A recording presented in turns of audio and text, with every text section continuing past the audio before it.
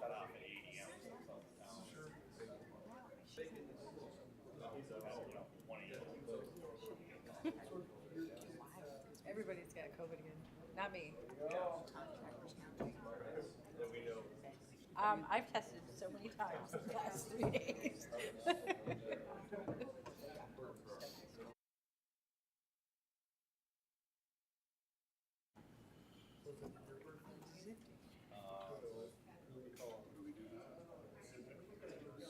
Is anybody on the line?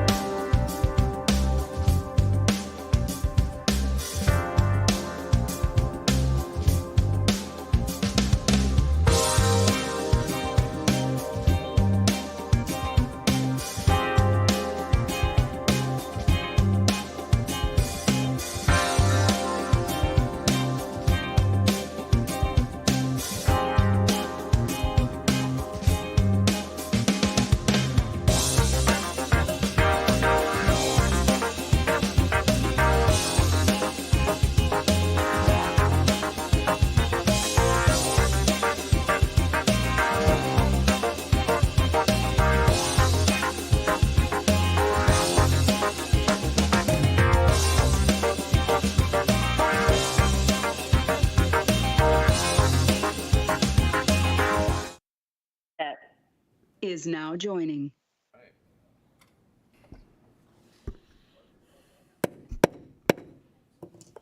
Sorry about the delay there, guys. Welcome to the September 7th, 2022 City of Minot Planning Commissioning meeting. Call the roll. Barnett, I'm here. Bauman, Here. Demacus, Domes, Faken, Gates, Hochhalter, Here. Iverson, Here. Kibler, Here. Leider, Nestall, Offerdahl, Here. Wagonist. Here. Can all rise for the Pledge of Allegiance?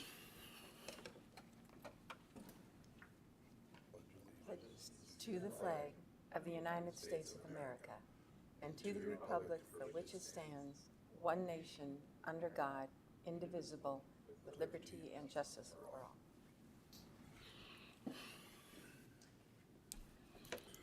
Okay, moving on to item number 4. I'll just say this up front here. We're going to make a slight adjustment on our agenda items, and we're going to move up agenda item number 10 in front of agenda item number 5. And we're going to do that just, it's old business, so we want to take care of that old business before we move forward. But we'll first have to hit agenda number 4, and approval of August 2nd, 2022 meeting minutes. Do I have a motion?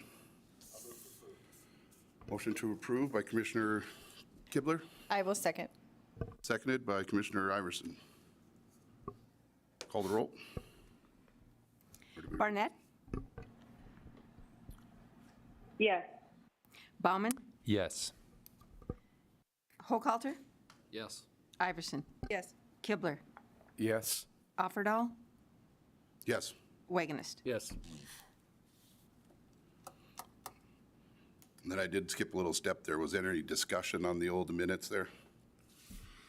No. Vote still stands. Sorry about that.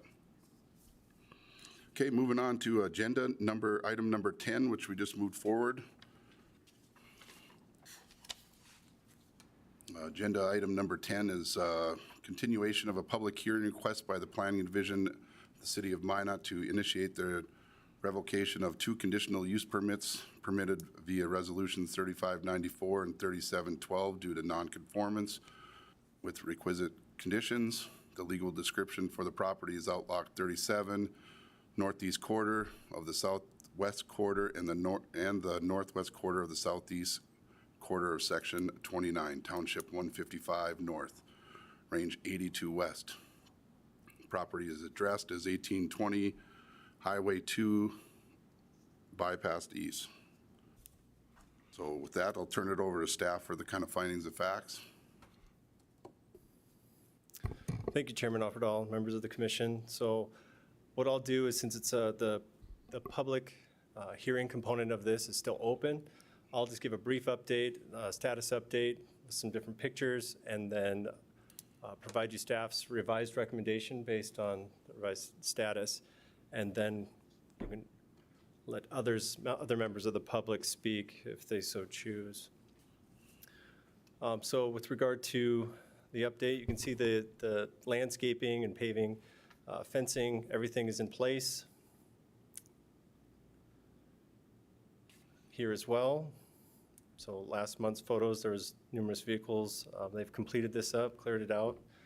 Everything is done per the site plan. We've also received a revised site plan. The paving is completed, so we've got the loop now as well.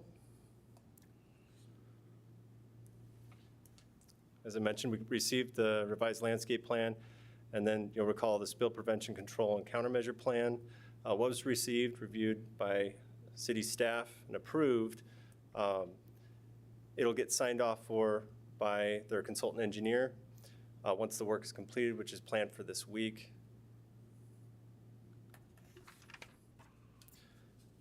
Findings of fact left unchanged. So if you'll recall, so staff's recommendation was if they're really close to completing the items of the conditional use permit, that we would just table the item or continue the item until this meeting to give them a chance to wrap things up. We have everybody confidence that they are going to take things to the finish line. So the staff is recommending Planning Commission should deny Planning Division's initiated revocation. So a denial in this case would be favorable to the property owner. So I'll stand for questions if there are any. Any questions from the commissioners? If not, we'll continue with the public hearing here. So is there anybody in attendance that wishes to speak on behalf of this agenda item? If you could, sir, could you please sign in on the sheet up there? I appreciate it. I'm Darren Meineke with the Minot Road Fire Department. We've been working with Keller Paving on their project with at least with the fuel tank part of it. I was out on site today to see their updates. We've been working with them for about 3 years to get this project complete.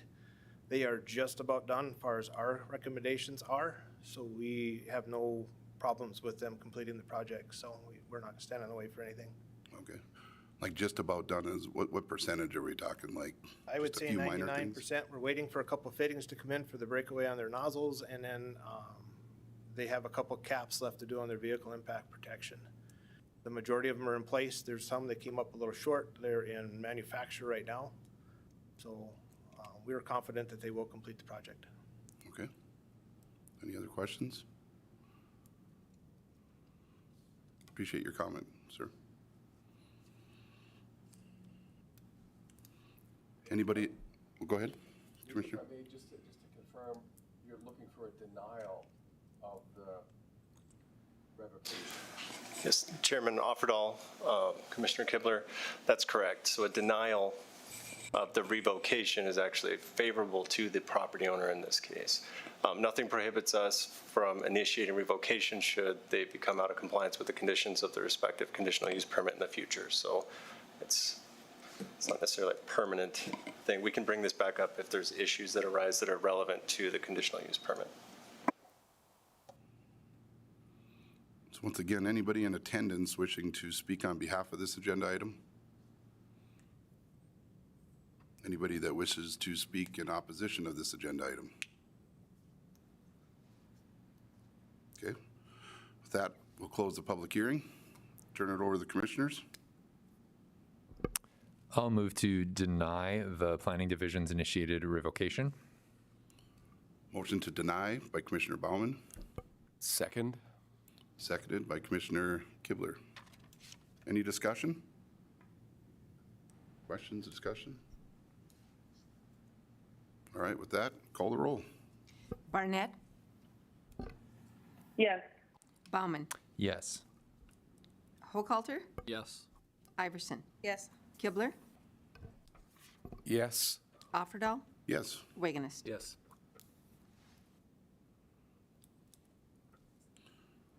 Motion to deny has been approved. Moving on to item number 5. Public hearing request on an application from Chad Adderton representing Jeremy Evans, owner for the preliminary plat that includes vacation of right-of-way, an alley. The plat will amend the boundaries to two lots to incorporate the vacated right-of-way into the 2 new lots to be known as Lennox Park 3rd Edition. The legal description for the properties is Lot 1, Lennox Park Edition, and the west half of lots 107, 108, 109, 110, and 111. Elbow Park Manor Plus, adjacent alley to the city of Minot. Properties are addressed as 1609 and 1613 First Avenue Southeast. Turn it over to the staff. All right, thank you, Chairman Offerdahl. So this property is kind of a more general location of it. It is south of Lowe's Garden Center. Actually, you can see it across the river from the property. And so this is have the typical 300-foot notification area, and the subject properties are shown in white. And actually, so the alley, it's not as visible on this aerial photo, but it is going to be part of Lot 1, or proposed Lot 1. Looking at the zoning, it's a bit more apparent as to where the alley actually is, because it's not filled in with zoning, and the properties as they are right now are currently zoned R1 single-family residential. Looking at the future land use map, this area is also planned for low-density residential, which is right where the R1 district belongs.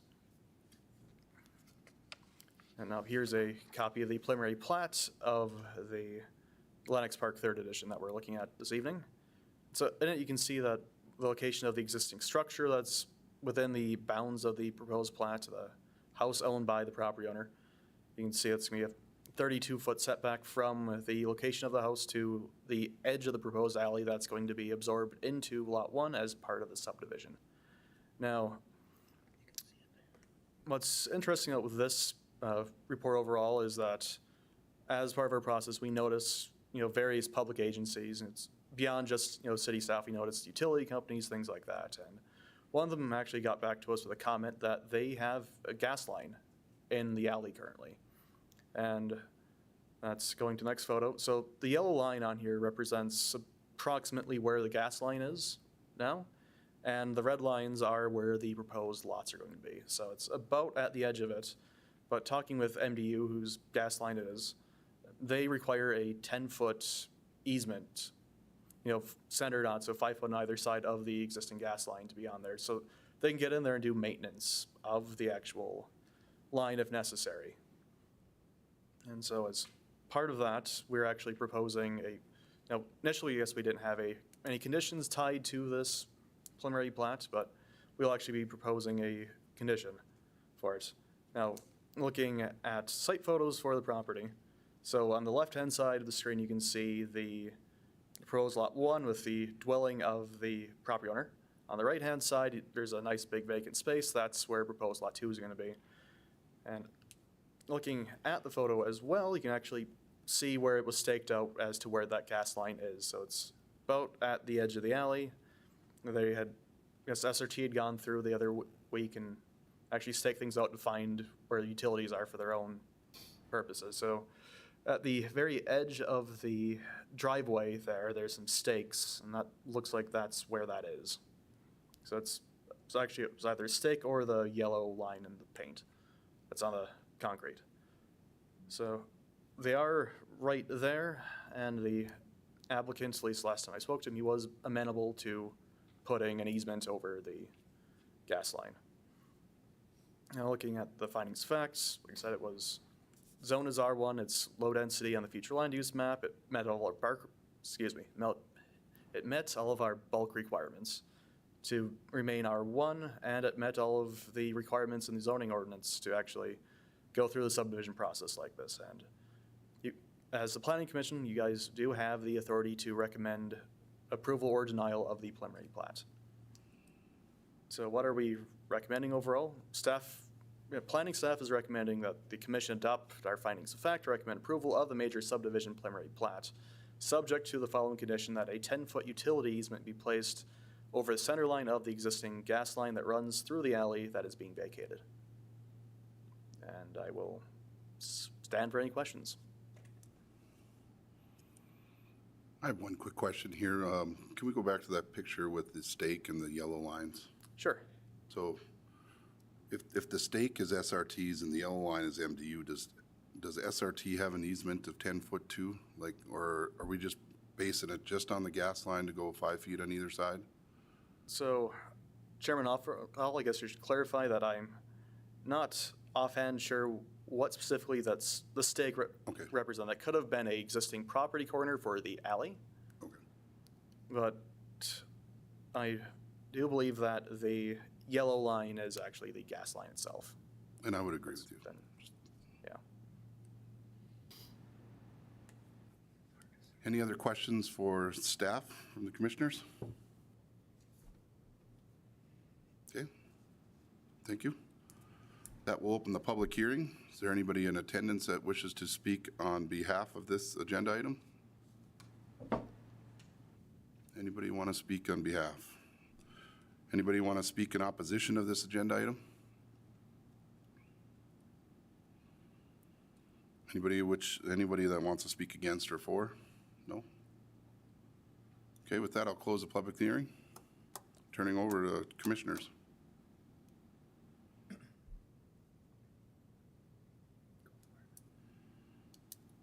I'll move to a motion of staff recommendations and findings of fact. Is that to include the 10-foot utility easement? To include the 10-foot easement. Okay. We got a motion by Holcoulter,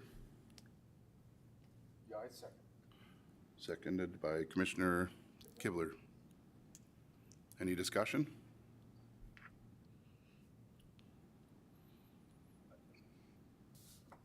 Commissioner Kibler? No?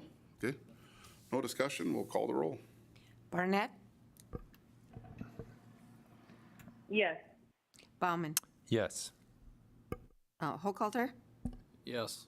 Iverson, Yes. Kibler, Yes. Offerdahl, Yes. Wagonist. Yes.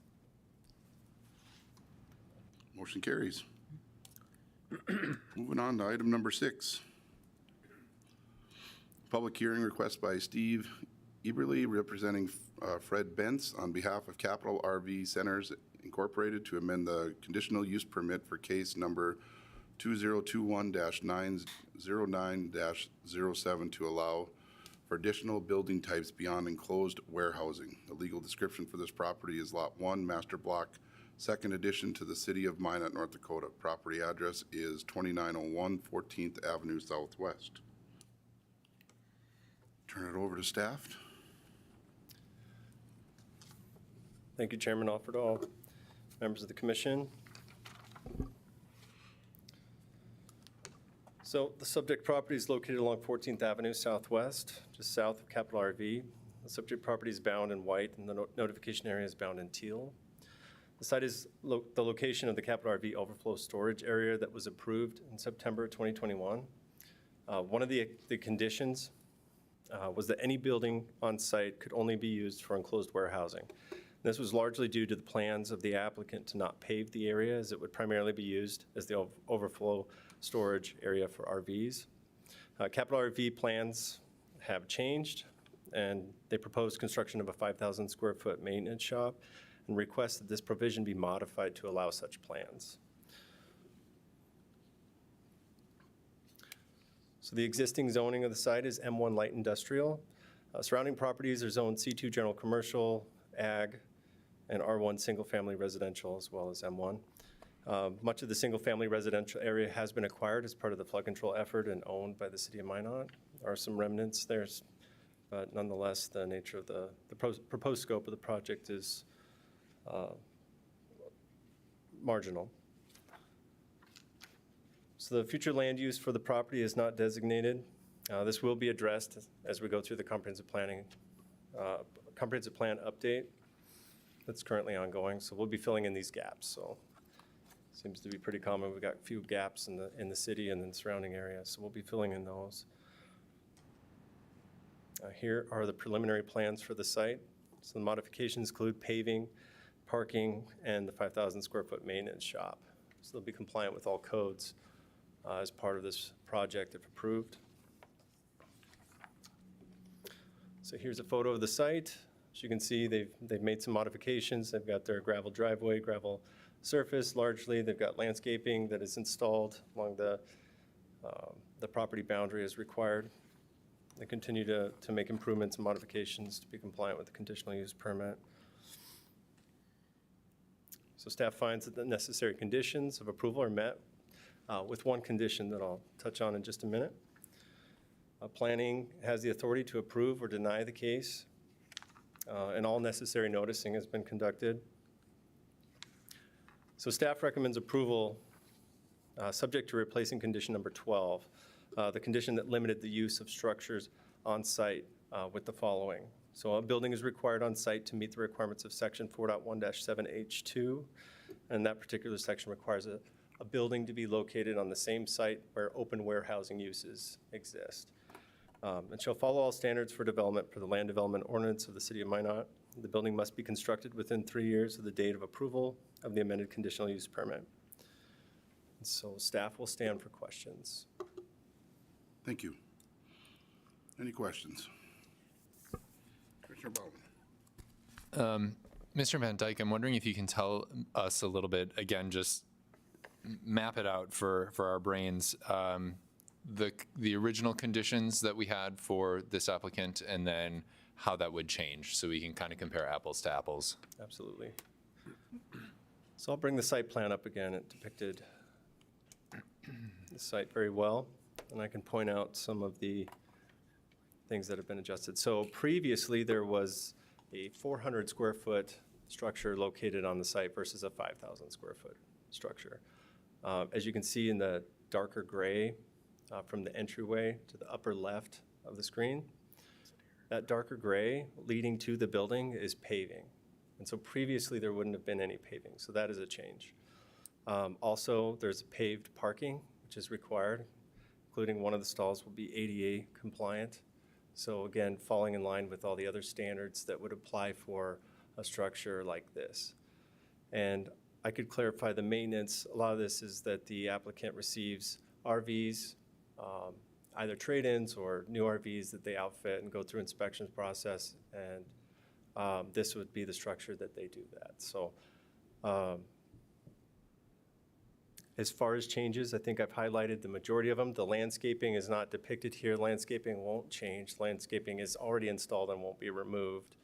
So is there any other questions regarding that? From my understanding, just so that I'm understanding this correctly, initially we had allowed a 400 square foot building, and this change would allow a 5,000 square foot building. Is that correct? So this change, Chairman Offerdahl, Commissioner Baumann, this change would not limit the use or limit the structures on site. The biggest issue, like I said, to align with what they were hoping to do and not pave because of they wanted to use the 400 square foot building for just accessories to RVs. And so that's effectively, it's a glorified shed. And now they're hoping to put a formal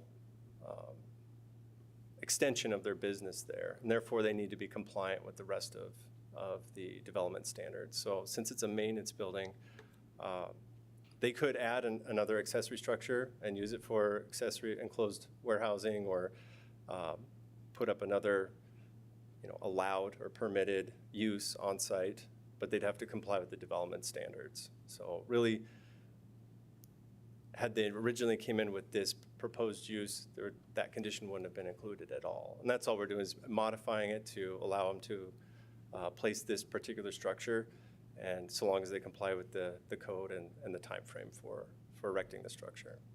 So in the initial CUP, we said that they could build a storage shed, and in the updated CUP that if this passes today, it would basically allow them to build a repair shop or a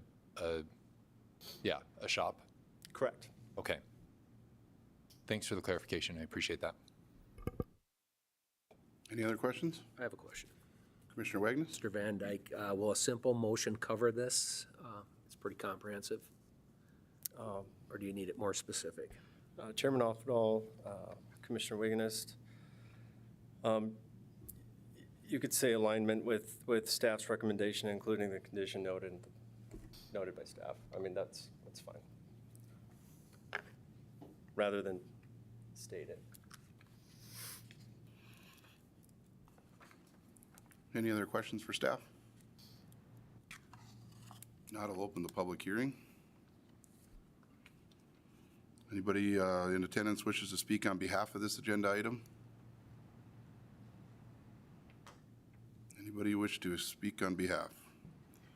Anybody wish to speak in opposition of this agenda item?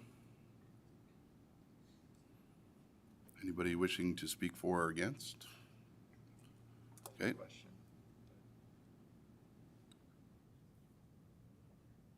Let me close the public hearing first. Hearing no questions out, we'll close the public hearing and stand for a quick question here. I'm actually curious if there's anyone in the audience who might be able to talk a little bit about the visual impact of what we have now with storage versus if we were to have storage plus a repair shop on that site. Like visual impact from Highway 2 coming into town. Unfortunately, I closed the public hearing. Okay, Yeah. shoot.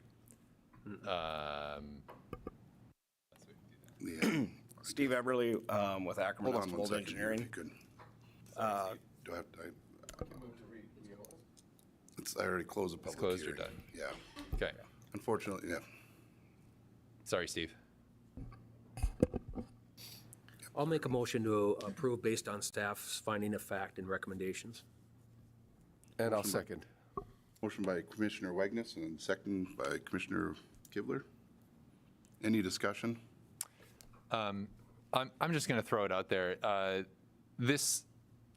Personally, this site has not sat super well with me for a variety of reasons, and I think part of it just has to do with the entrance and first impression of people coming into our community. And I know that there's a lot of sites that people will drive by at first, but one of the conversations that's happening in our broader comprehensive plan redesign and reboot is what are the first things that people see when they come into Minot, and what is that impression that we give them? So I'm not opposed to a repair shop for trailers and RVs, and I'm not opposed to that happening here. But I do know that, if I had relatives coming into town, I don't know that an RV repair shop would be one of the first things that I would want them to see. And so I struggle a little bit with, it's a great thing, but is it the right location in that idea of looking big picture, like mega macro picture. So I think that's my hesitation on it.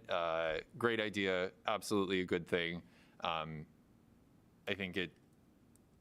don't know that it's the best location in my mind. I would love to see it elsewhere rather than one of the main thoroughfares coming into our community. So those are my thoughts, just to share. Thank you, Commissioner. Any other questions or any other discussion?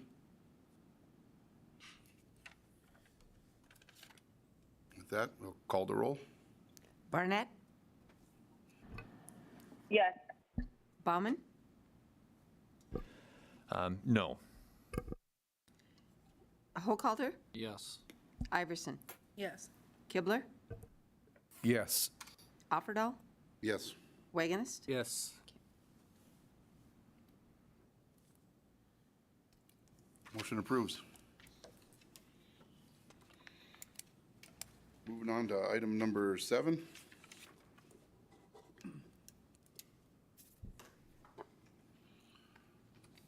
This is a public hearing request by Harold Stewart on behalf of the City of Minot, owner for a preliminary plat and zoning map amendment to several properties to acknowledge the realignment of 4th Avenue Northwest to accommodate the flood control wall and other flood control related infrastructure along 4th Avenue Northwest.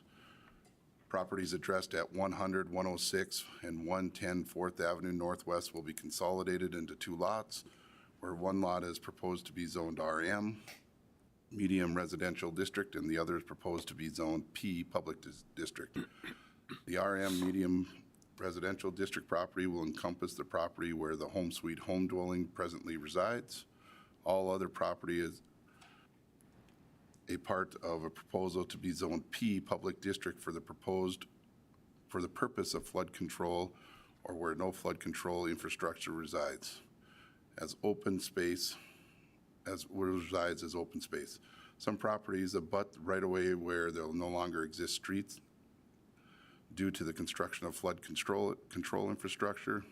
The respective right-of-ways are proposed to be vacated via this proposed plat. The preliminary plat is to be named 4th Avenue Addition, being a replat of Watness Addition Watney, maybe? and Robo Addition, located in the northeast quarter of 23, Township 155 North, Range 83, west of the 5th Principal Meridian, and portion of Ramstead's 3rd Addition.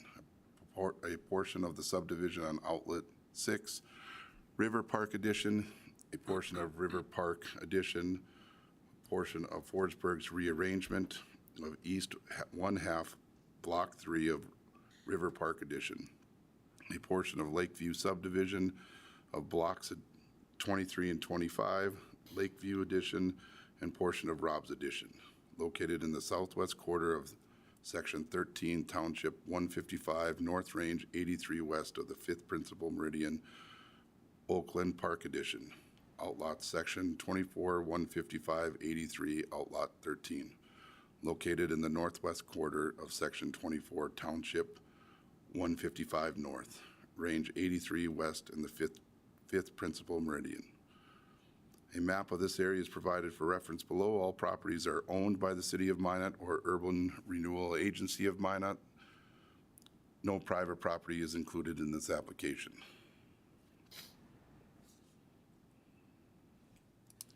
That, we'll turn it over to staff.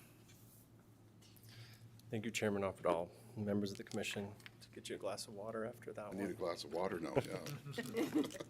All right. So the subject property spans 3rd Avenue Northwest and 4th Avenue Northwest along each side of the 4th Avenue Northwest corridor. The properties are bounded in white. The 300-foot notification area is noted in teal. The map that Chairman Offerdahl was referring to was also included in the public hearing notification. And that is the map. I've got some better pictures to provide that'll help depict the area.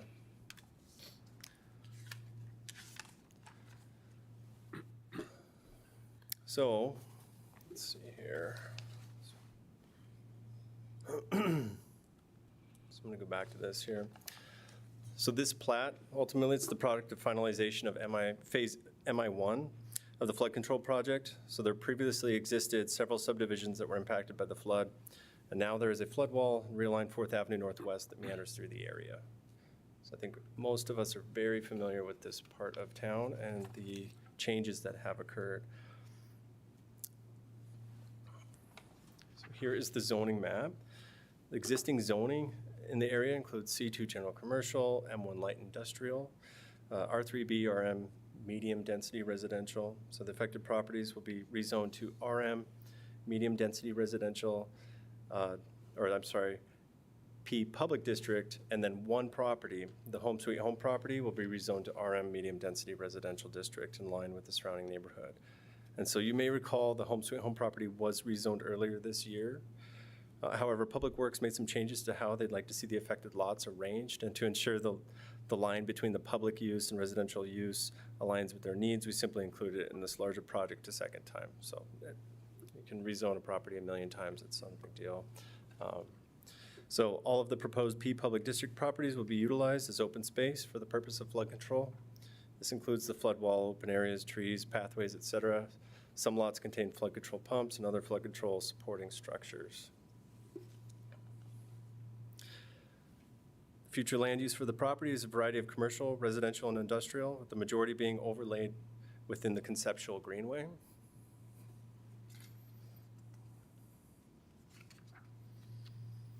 And this is the master plan that's part of this project to be approved. So part of the application is to approve the master plan. This is also Exhibit 2 of staff's written report.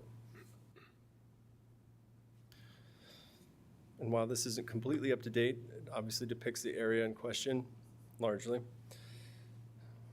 We grabbed this photo from the Mouse River Plan website. Other site photos are provided in staff's written report as Exhibit 6. So these are the findings of fact, summarizing the information previously discussed. And ultimately, Planning Commission has the authority to hear the case and recommend it be approved or denied to City Council.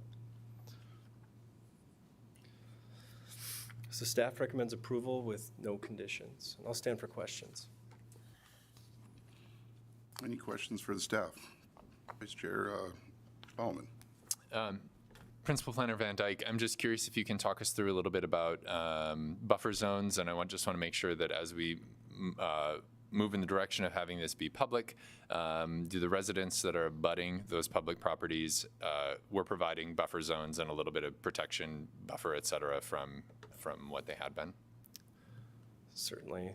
Chairman Offerdahl, Commissioner Bauman, bring up this plan again. So 4th Avenue Northwest is going to be the biggest buffer between the flood control, the primary flood control infrastructure.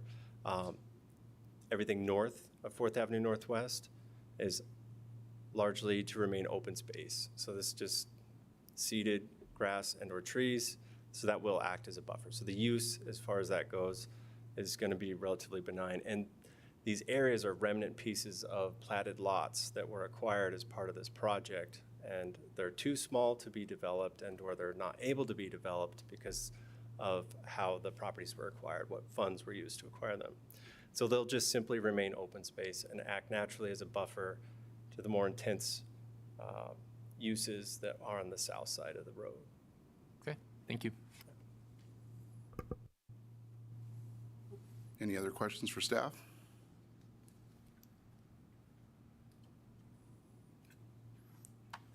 All right, with that, open the public hearing.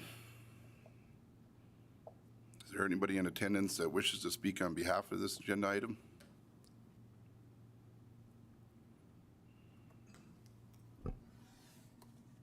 Hello, my name is Donna Bai. I'm here on behalf of Houston Engineering, just available for questions if you have any. I don't specifically have a presentation. Thank you. Any questions? Thank you. Okay, thank you. Anybody else wish to speak on behalf of this agenda item? Anybody wish to speak in opposition of this agenda item? Anybody for or against? Okay, with that, we'll close the public hearing. Turn it over to the commissioners. I would move to approve based on staff statement of fact. I believe that's the language. Okay. Staff's findings of fact? Pardon? Staff's findings of fact? Indeed, staff findings of fact. Yeah. Motion to approve by Commissioner Kibler, I'll second. second by Commissioner Iverson. Any discussion? Any discussion? Okay, with that, let's call the roll. Barnett, Yes. Bauman, Yes. Hochhalter, Yes. Iverson, Yes. Kibler, Yes. Offerdahl, Yes, Wagonist. Yes. motion approved.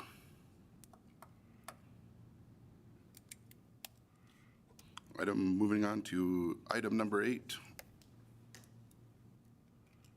Case 2022-9-04, public hearing request by Justin Thurn, representing Keller Paving and Landscaping Incorporated, D&DK Properties LLP, and Orlin and Mary Rovig, owners of the preliminary plat and zoning map amendment.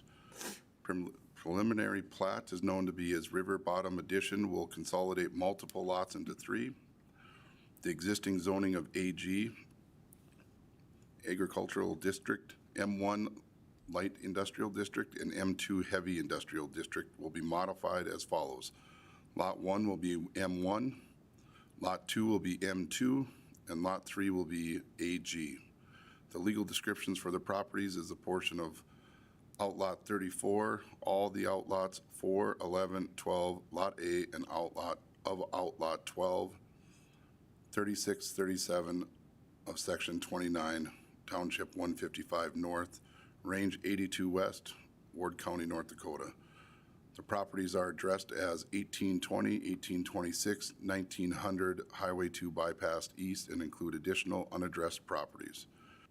The properties are located between Highway 2 Bypass East and 27th Street Southeast, northeast of the tracks and the southwest of the Souris River. That will turn it over to staff. Thank you, Chairman Offerdahl, members of the commission. So the subject properties are shown with a white outline. The 600-foot notification area is shown in the teal color. The subject property is located between the Highway 2 bypass and 27th Street Southeast, northeast of the tracks.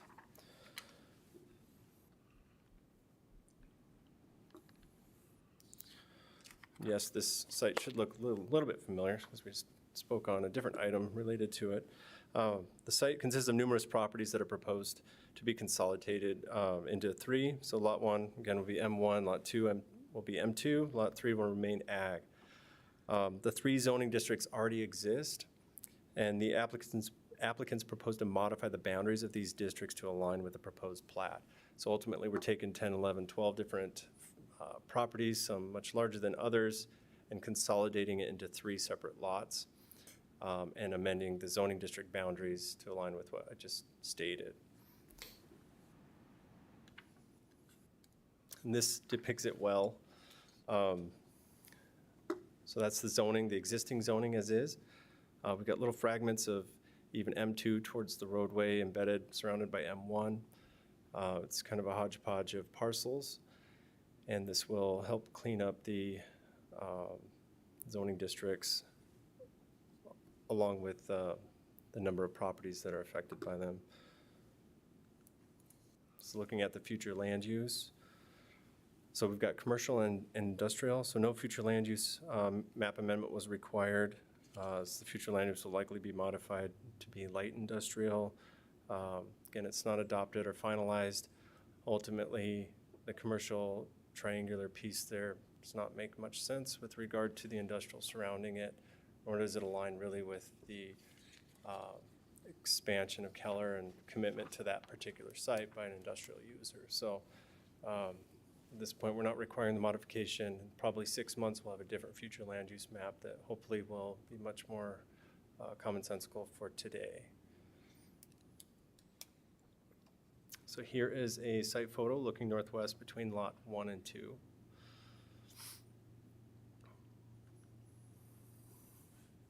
And the findings of fact. So the proposed zoning map amendment and the preliminary plat align with the requirements of the respective section of the Land Development Ordinance of the City of Minot. Staff is recommending approval, subject to one condition, and that an access easement be placed over the existing gravel access road to Outlot 17 with a width of 30 feet. And the frontage road easement should continue along the southeast of Lot 2 with a width of 40 feet. And I will stand for questions. Any questions for staff? Vice Chair Bauman? Just a clarifying question again to confirm that I'm understanding this correctly. Basically, we have a whole bunch of lots and we're kind of consolidating it down into 3 for ease of everyone's sake. There aren't really any changes in terms of what's going on there. It's mostly just a housekeeping redrawing of lines. Is that correct? That's correct. Thanks. Commissioner Wagnes? I have Mr. Van Dyke, I'm just curious if you go back to the lots, the proposed lots, the 3 lots. I'm just curious what the access is to Lot 3. Chairman Offerdahl, Commissioner Wiggins. Lot 3 actually takes access off of 27th Street Southeast. So that curved line between Lot 2 and 3 actually follows along one of the oxbows there.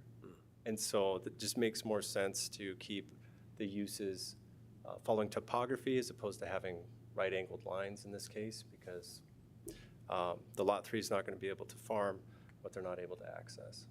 So this definitely makes a lot more sense.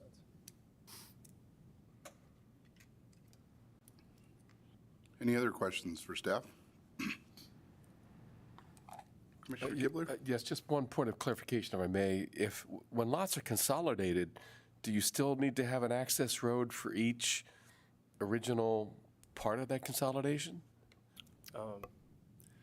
So Chairman Offerdahl, Commissioner Kibler, in this case, we're requiring it to be in that general vicinity of Outlot 17. That's what we're saying. Because there's so many pieces of property, and it's really hard to see, but there's even tiny, like 0.05 acre pieces of property down there towards their existing approach to the south. That's just where we're saying that shared property boundary, as you can see, the access off of Highway 2 feeds into both properties. We want to make sure that the trucks that are going to be using that are able to pull in there and they're not putting a fence all the way up to that approach, because they're not going to get any more approaches off of Highway 2. So we want to make sure that easement serves the trucking that is proposed here as well. Thank you. Any other questions for staff? Thank you. That will open the public hearing. Is there anybody in attendance that wishes to speak on behalf of this agenda item?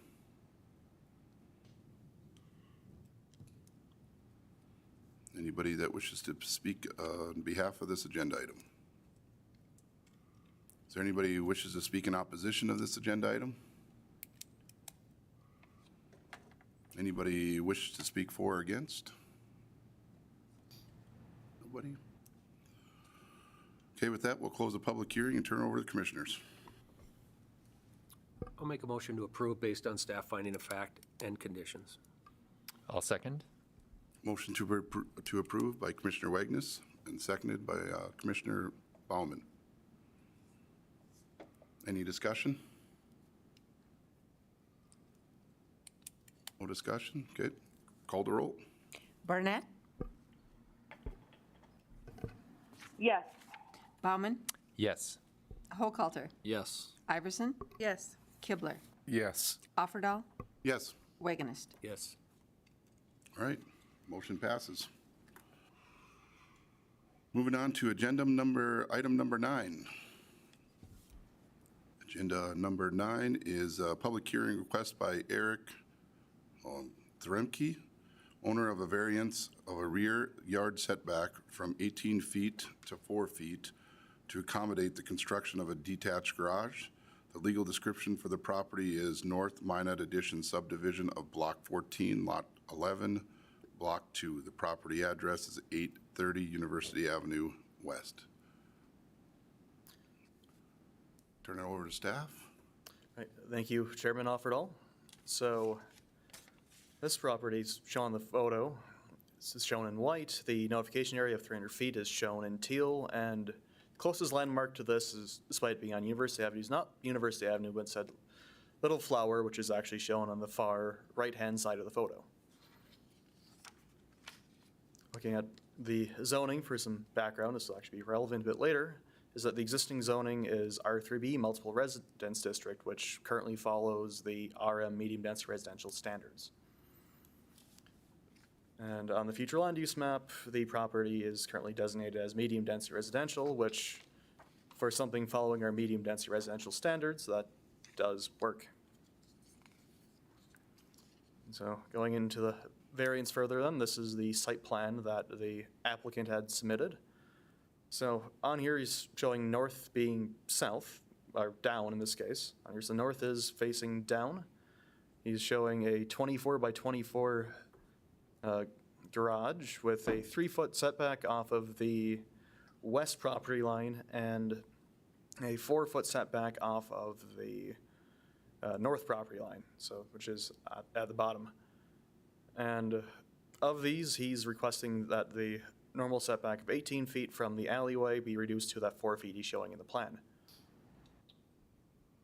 Now, going into some of the applicable variance criteria, I'll go through them one at a time.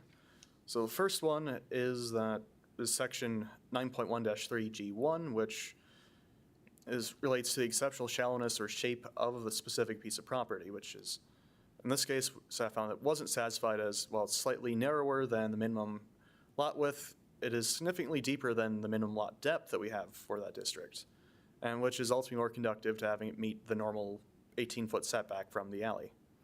Now, to illustrate that a bit more, I touched on this in the staff report itself. I decided to bring it to life with some nice pictures from 1908. So this is actually the original 1908 plat for the subdivision of Block 14 of the North Minot Addition. In this case, the subject property is shown in red. Going into it further, just kind of zooming in, you can see that the alley actually is a 20-foot alley, and the property's dimensions are 50 by 140.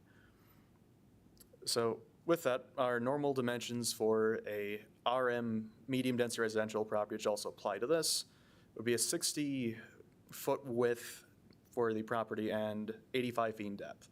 So it's applicable in that it is actually a little smaller than our minimum width, but ultimately the property is a lot deeper, which and this actually kind of leads into one of the criteria that we found to not be applicable, but it's worth touching on.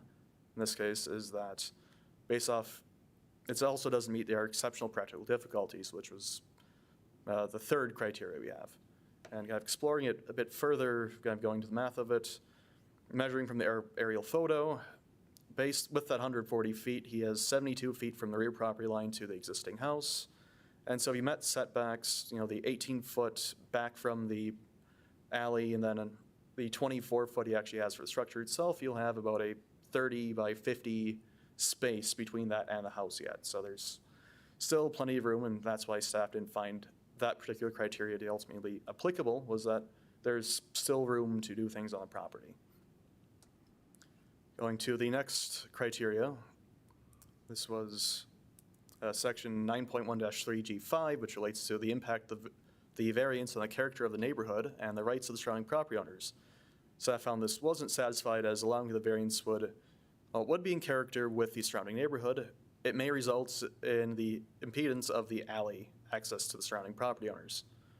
And so I'll show you some site photos that we've taken. So this is looking west along that alley. So this is more of a general footing. See, there are plenty of garages that are pretty close to it, all of them which were built between 1970 and 2000. So it was multiple zoning codes ago. I mean, 2000 will put it 3 zoning codes ago from what we're at now.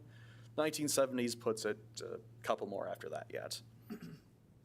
So next we have a site photo of more specifically the property. And so in this case, subject property is the one with the green shed on, the green safety fence along the alley. And so as you can see, there actually are currently parked a little bit in the alley with it. So if you go back to the aerial photo for a second,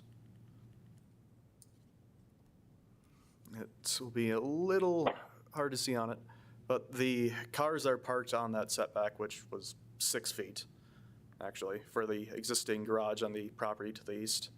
They're still poking out in the alley a little bit.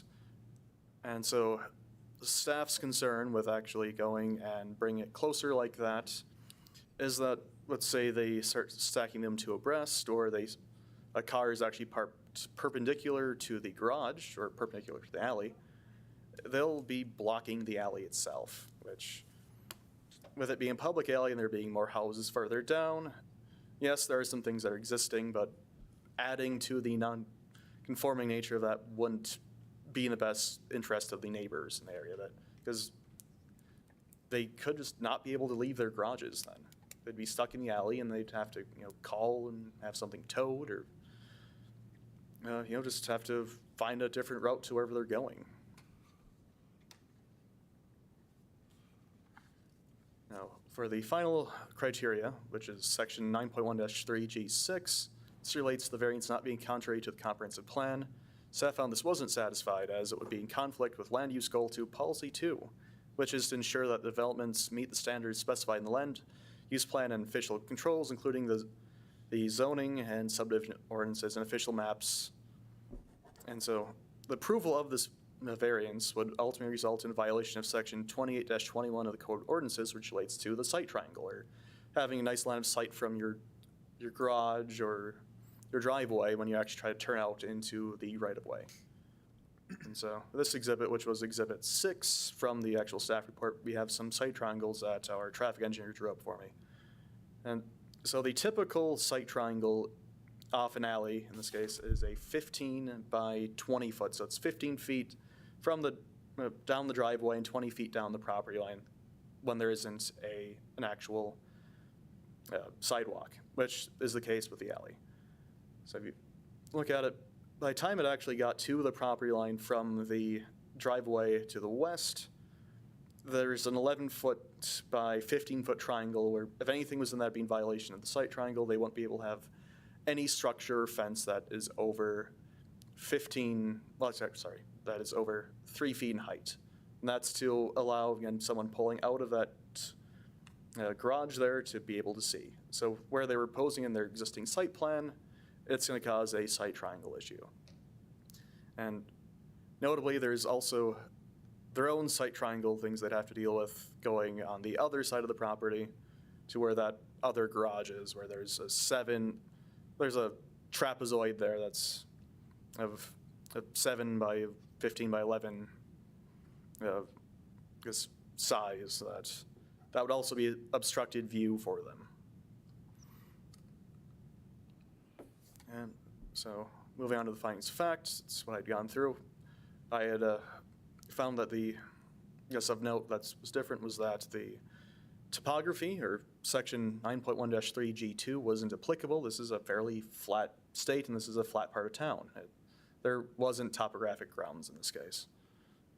And other than that, the Planning Commission does have the authority to approve with conditions, or deny the variance. That all the noticing requirements were met. Here was legally noticed, and the rest of that was cut off the page. But that's the same boilerplate language we have for all of our variances. And so for staff's recommendation, staff recommends the Planning Commission adopt our findings of fact and deny the variance request to reduce the rear yard setback from 18 feet to 4 feet to accommodate the construction of a detached garage. And I will stand for any questions. One quick question here. During the notification process, was there any comments by neighbors, either for or against? So Commissioner Offerall, or Chairman Offerall, there was actually a comment from a neighbor, and looks like they are here tonight, so I will let them speak for themselves on it. Thank you. Any other questions for staff? Commissioner Baumann. I'm wondering if we can go back to figures 1 and 2, the photos that you took of the site. I'm just trying to understand this a little better. That actually is a great one. Can go back to the previous photo. So if I'm understanding correctly, that green shed is currently there on the site. And is that in compliance with being the required distance away from the alleyway? So Chairman Offerall, Vice Chairman Baumann. So that standard very specifically applies to garage doors. So that 18-foot is only required if the garage door is actually opening toward the alley. Let's say if they were in a different zoning district like R1 and the garage was actually parallel to the alley, they could in theory go up to 3 feet from the property line from the alley, as long as they were less than 600 square feet in area. Okay, sounds good. Thank you. And then on the same photo, the slate garage with the 2 cars parked in front of it, or the car and the truck, does that meet compliance for these setbacks? There's an interesting story with that one. Okay. Vice Chairman Baumann. So that one was actually, they do have a variance for that one. That one was an existing one that was built again between 1970 and 2000. After the flood, the property owner had cut another door in it. So at that point, the garage door was only on the south side of it. So they cut another door in it. Planning staff was out looking at something or another out in that area, and they noticed that and wrote them a letter saying that they were out of compliance with that, and they came in for a variance. And the variance was granted ultimately on the grounds that traffic on University was picking up, and it was directly across from another driveway, so it was having some issues with backing out. So that was granted under a previous ordinance, but they do have a variance for that one as it exists today. Okay, sounds good. Thank you. And then if we can go to the next photo, Which please. Previous one. The previous, yeah, sorry, it's the next one in my order. On the right-hand side of the photo, the white garage with that small apron in front of it, is that in compliance or is that a variance as well? So that one is non-compliance. So that's one of those things that staff would, and actually all the rest of these, staff would consider them to be legal non-conforming.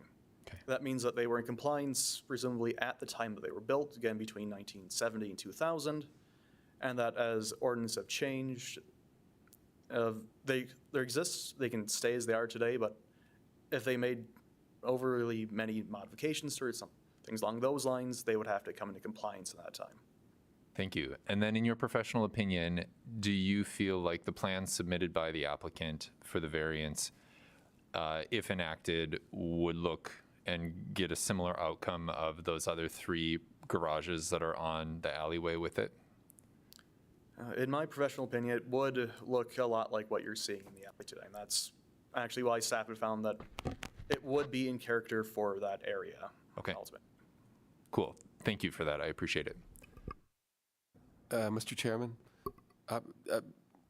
just recalling the lot size and the sort of length of that size, is it possible for the owner to offset that garage and be in compliance and not need this variance? So, Chairman Offerall, Commissioner Kibler, that is correct. If they were to go and offset it the 18 feet that's required, the minimum, Yeah. they would still be 24 feet further back from Have the a yard. structure, and then they would have that 30 by 50 foot approximate yard behind that, between that and the actual house. Thank So you. there is room for them to meet it. Commissioner Baumann. A follow-up question then off of Commissioner Kibler's question. Is there any additional financial, burden or hardship to them being in compliance versus executing it in a variance as they're requesting? So, yes, Chairman Offerall, Vice Chairman Baumann, at this time, there are not. And actually, very specifically with criteria 4, which I didn't go over because it wasn't applicable, was that the variance can't be on grounds of financial difficulties.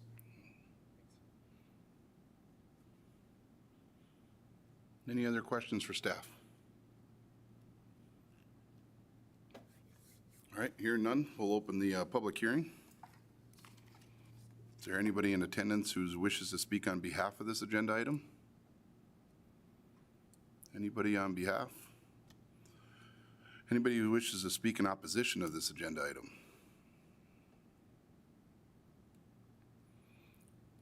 If you could, sir, could you state your name and then sign the sheet up there?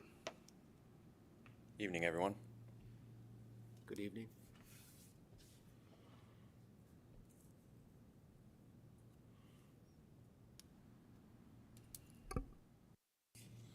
Okay. My name is Alex Harrington. So just as staff said, my wife and I did come forward when we were notified of the variance. If you can remember the photos, we actually live just to the north from the applicant of the variant. We have the yellow garage. And so we're just in opposition of this variance just because there has been issues in the past where people have parked two cars side by side. And then there's also been issues with, not necessarily issues, but when the residents that live right where that picket fence is, or right where the white wooden fence is, when they park there, it does constrict the alleyway quite a bit already, to where there's just maybe enough wiggle room to get by, and granted, there's only enough wiggle room to get through if both the people park at the fence close enough, and then the folks with like the Ram and the Jeep right there, if they park that close to the garage. If they happen to park maybe a foot further into the alleyway, it does make it difficult to where I can't even get into the garage. We have had issues where she's had to call me when she's trying to leave to go to work because, for instance, the applicant, when they have been doing work on their home and contractors, whoever's there is working on their home, they've actually parked right in the middle of the alleyway, just completely blocking it off while they're doing that work. Granted, I understand that's not the fault of the applicants for that happening, but it has happened before where the alley's just been completely blocked off. And then just due to the nature of the alleyway not being a through alleyway, the residents on University Avenue tend to treat it as a private driveway. Again, we live with the house with the yellow garage. The owner of the property to our west actually doesn't stay in town. He doesn't stay or reside there at that house, so people have kind of picked up on that, so they like to tend to park kind of right where you see that the tree is that sits right in the middle of the alleyway. They'll start parking more and more into that grassy area, kind of onto his property as well. So again, it's just created some issues where the alley has been blocked off, where it becomes very difficult at times. And then we just feel that if this variance was approved and that they were able to park on or have that garage that far into the alleyway, that it would just, again, make it even more difficult at times. Okay. Any questions? All right, thank you. Thank you. Anybody else that wishes to speak in opposition to this agenda item? Anybody who wish to speak for or against this agenda item? Okay, with that, close the public hearing. Turn it over to commissioners. I would move to deny the request for a variance based on staff finding a fact.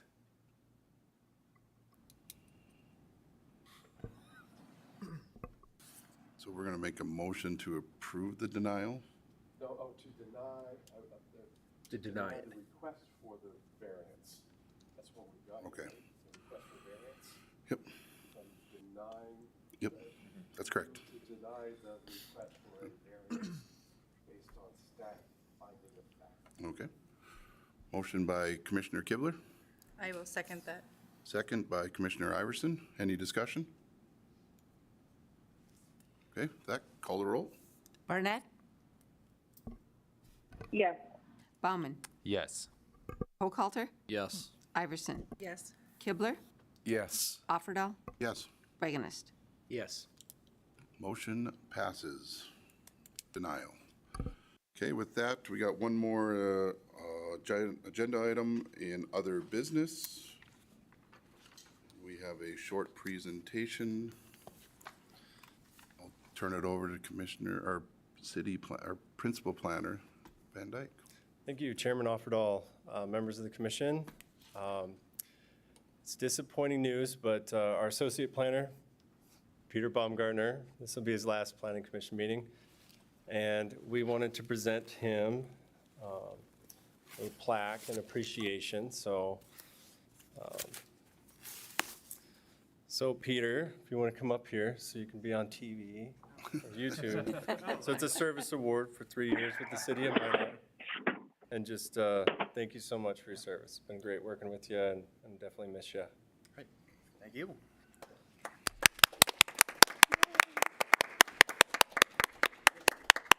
Thank you, Peter. Really appreciate. All right. Really appreciate all the hard work. It's been fun working with you. I voted for a Vikes jersey. They said, no, you got a plaque instead. I voted for a Packer jersey, just for the record, so I got you back. Somebody hurry up and adjourn this meeting. With that, meeting is adjourned.